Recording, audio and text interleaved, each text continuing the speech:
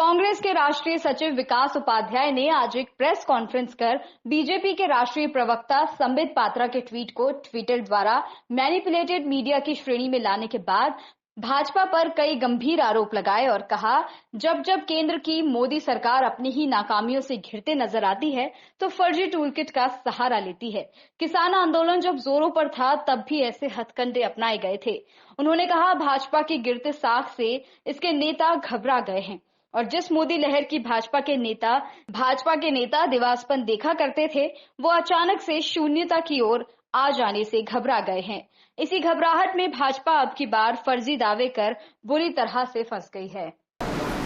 इसी प्रकार भारतीय जनता पार्टी इसी घबराहट में भाजपा अब की बार फर्जी दावे में खुद बुरी तरह फंस गई। जिस प्रकार से फर्जी टूल किट के मामले को लेकर लगातार जो बातें पूरे देश में आज चर्चा में आई हैं, उसको लेकर ये बातें लगातार चल रही है।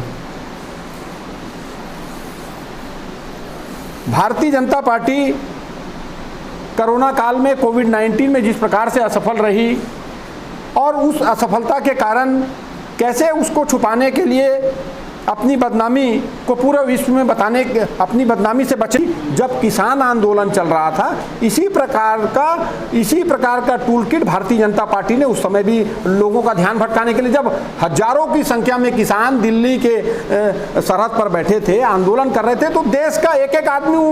उनके आंदोलन की तरफ देख रहा था। उससे कैसे ध्यान भटकाने के लिए किस फर्जी टूलकिट का उपयोग भारतीय जनता पार्टी ने किया, वो किसी से छुपा नहीं है। उसी प्रकार से कोविड-19 को लेकर पूरे विश्व में जो भारतीय जनता पार्टी और नरेंद्र मोदी जी की जो छवि निकलकर या लोगों के सामने बनकर आई है, जहां लोग बिना ऑक्सीजन के मर रहे हैं, जलाने के लिए शमशान घाट में जगह नहीं है, अंतिम संस्कार नहीं हो रहे हैं, नदियों में लाशों को बहा दिया जा रहा है और हमारे पास मेडिसिन नहीं है, वैक्सीन लगाने के लिए नहीं है। आत्मनिर्भर भारत की आप बात करते हैं, हम अपनी वैक्सीन को दूसरे देशों में बेच रहे हैं, वहां से हम तमाम चीजों